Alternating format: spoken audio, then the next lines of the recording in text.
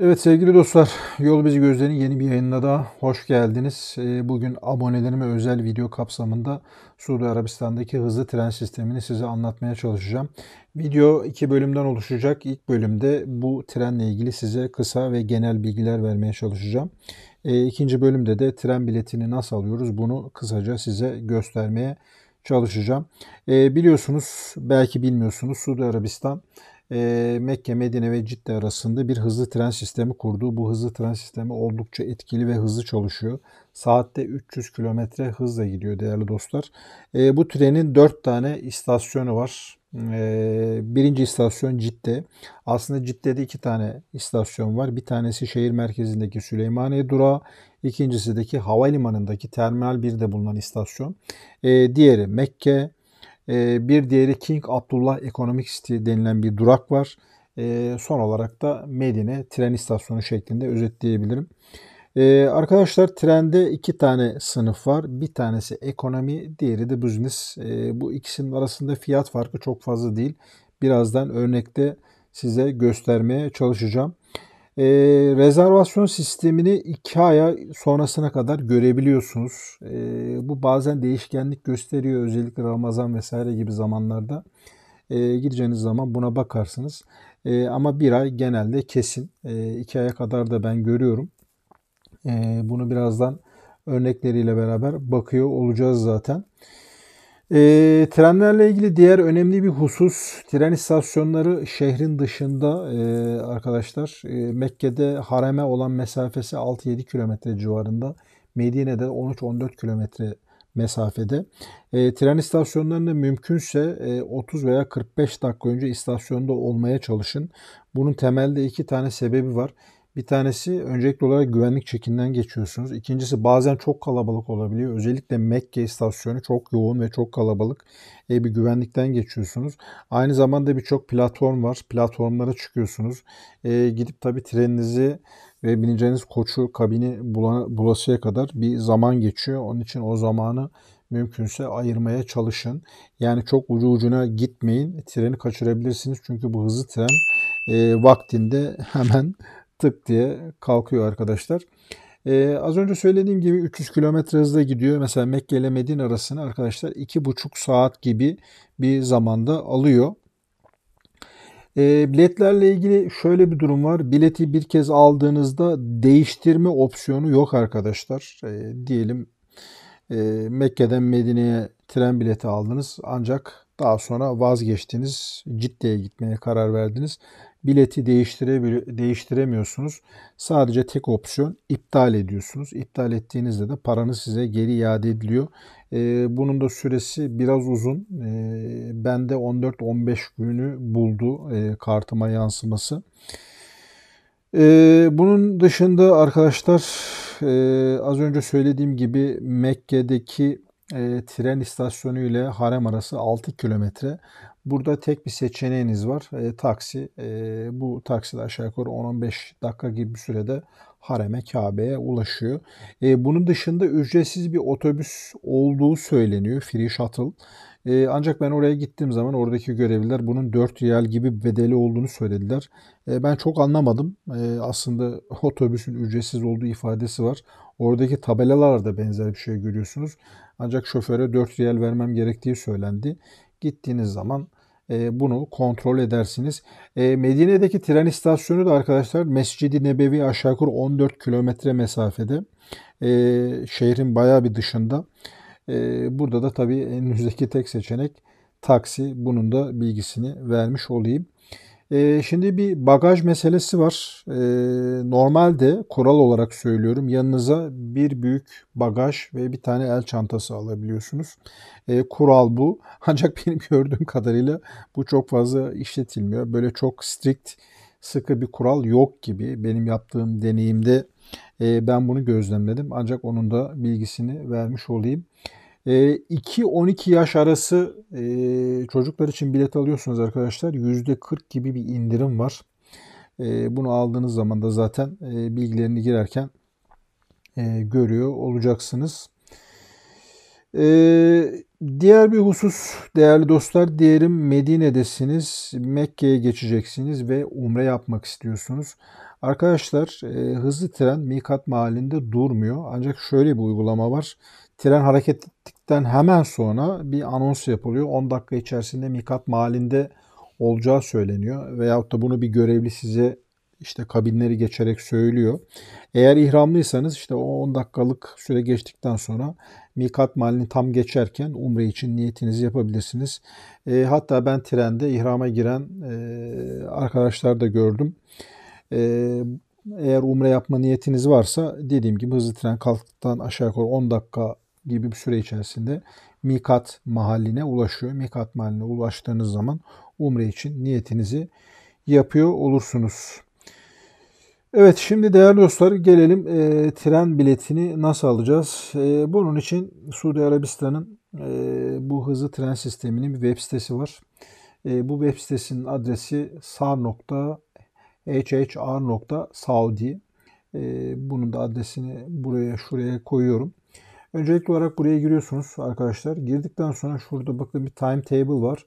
From gideceğiniz kalkmak istediğiniz yer, to gitmek istediğiniz yer. Bu from kısmından diyelim havalimanındasınız. Bakın burada Airport Jeddah yazıyor. Aynı zamanda da Cidde'de El Süleymaniye denilen şehir merkezinde bir durak var. Bunu da seçebilirsiniz. Şimdi bunun ikisinin arasında şöyle bir fark var. Havalimanındaki tren servislerinin sıklığı daha az arkadaşlar. Yani aradaki frekansı dediğimiz sıklık daha az. Mesela 1 saat, 2 saat, bazen 3 saate yakın zamanlar olabiliyor. Ancak Süleymaniye durağında daha fazla tren var. Sıklık olarak söylüyorum. Tabi Süleymaniye durağı ile havalimanı arası aşağı yukarı 15-16 kilometre bir mesafe. Öncelikli olarak tabii ki şehir merkezine gelmeniz gerekiyor. Şimdi buradaki örnekten gidelim. Mesela Airport Jeddah seçeneğini seçtik. To kısmından Medine'yi seçiyorum. Buradan gitmek istediğiniz tarihi seçiyorsunuz. Mesela diyelim ki 26 Ocak. Ondan sonra biletinizi arıyorsunuz. Size bu şekilde bakın seferleri döküyor. Az önce söylediğim gibi havalimanındakinden Medine'ye olan servisler saat 8'de, 10.50'de, öğlen 1'de, öğleden sonra 3'te, 18'de, 18.50'de ve en son gördüğünüz üzere 22'de var. Diyelim biz 18.50'yi seçelim. Bakın burada bir de stoplar var. Şurada gördüğünüz üzere. Mesela şu 0 stop yazdığı hiç durmuyor. Direkt gidiyor. Buradan Booking'e tıklıyorsunuz. Bir tane örnek yapalım. Gördüğünüz üzere bakın bir uyarı ekranı çıktı. One travel bag, one hand bag. Az önce size bunu söylemiştim. Yani alabileceğiniz bagajın bakın burada boyutları var. Burada da bir el çantası var. Bunu anladım diyorsunuz. Burada isterseniz trende one way veya round trip yapabiliyorsunuz. Yani bu one way tek yön demek. Round trip gidiş geliş demek. İsterseniz bu şekilde de biletinizi alabiliyorsunuz. Bakın burada seferler az önce söylediğim gibi listelenmişti. Mesela ben 17'yi seçiyorum burada non-stop'ı. Bakın Business Class geldi. Business Class için verdiği fiyat 323.15 Suudi Riyal arkadaşlar.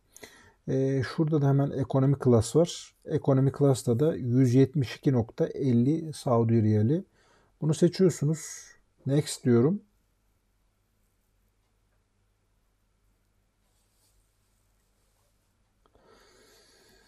Evet burada vagonlar geliyor. Bakın şurada trenin yönü var. Dikkat ederseniz bu tren dolmuş. Şuradan bakalım. Şimdi trenin üzerine vagonlara geldiğiniz zaman bakın burada boş koltukları size gösteriyor. Mesela burada 11 numaralı koçta 21 tane boş koltuk var diyor. Mesela 10 numaralı koçta vagonda yani 29 tane koltuk olduğunu söylüyor. Mesela ben onu seçeyim. Bakın gördüğünüz gibi beyaz alanlar bizim alabileceğimiz alanlar. Buradan ben 281'i seçtim. Dikkat ederseniz yeşil oldu. Buradan next diyorum.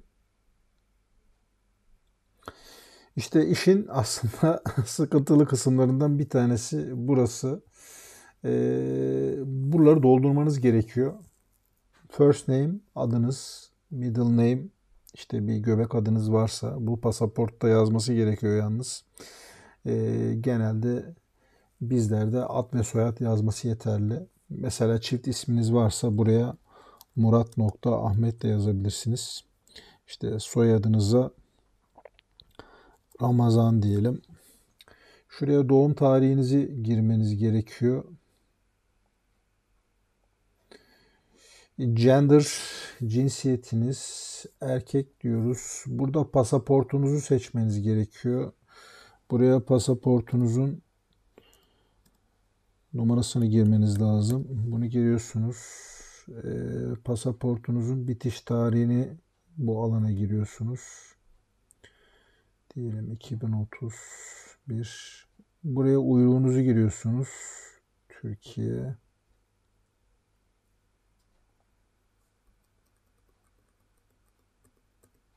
Turkish. Şu alana telefonunuzu giriyorsunuz.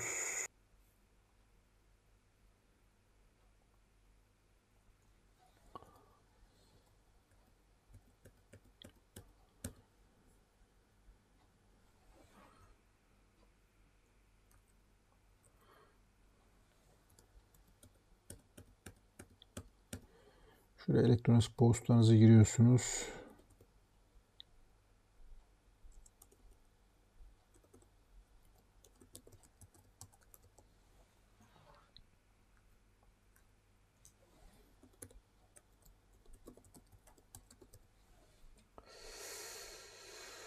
Burada kuralları ve şartları okuduğunuzu tiklemeniz gerekiyor. Bakın burada kurallar ve şartlar kısmında birçok şey var.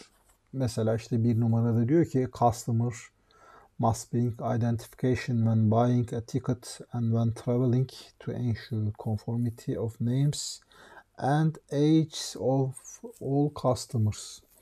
Yani buraya kimlik kartınızı getirmeniz gerektiğinden bahsediyor. Yani burada yaş onayı, yaşınızı doğrulamak için valid customer ID must be presented when traveling diyor.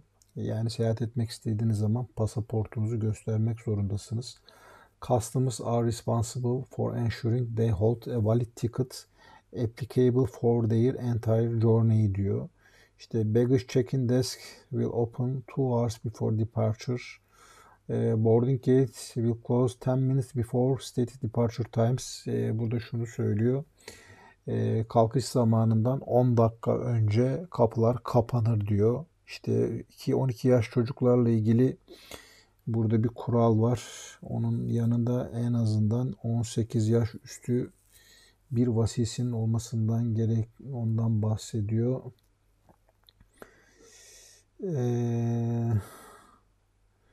Biletteki koltuk numarasında oturmanız gerektiğinden bahsediyor vesaire. Burada tabii birçok şey var. Bunlara bakarsınız. Ben burayı kapatıyorum.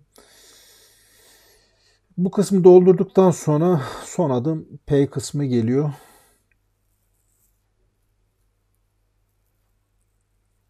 Burada payment 172.50 Saudi riyali. Burada vizeyi seçiyorsunuz. Pardon, tabii ki öncelikli olarak kredi kartı numaranı girmeniz gerekiyor burada. Burada CVC'nizi giriyorsunuz. Buraya da 30 deyip 172 riyali ödüyorsunuz. Ödemeden önce aslında rezervasyonunuzun özeti şurada var arkadaşlar. Bakın Airport Jeddah, yani Cidde Havalimanı'ndan Medine'ye kalkış zamanı departure date 4 Ocak saat 5. Sınıfı ekonomi. Bakın şurada tren numarası var. 08170. Bir adult kişi başı 172.50. Öde dediğiniz zaman ödeme işlemi bittikten sonra size bir çıktı ekranı geliyor. Onu PDF olarak indirebiliyorsunuz. Elektronik postanıza da bu biletin bir kopyasının geliyor olması lazım. Arkadaşlar benim anlatacaklarım bugün bu kadar. Umarım video sizler için faydalı olmuştur.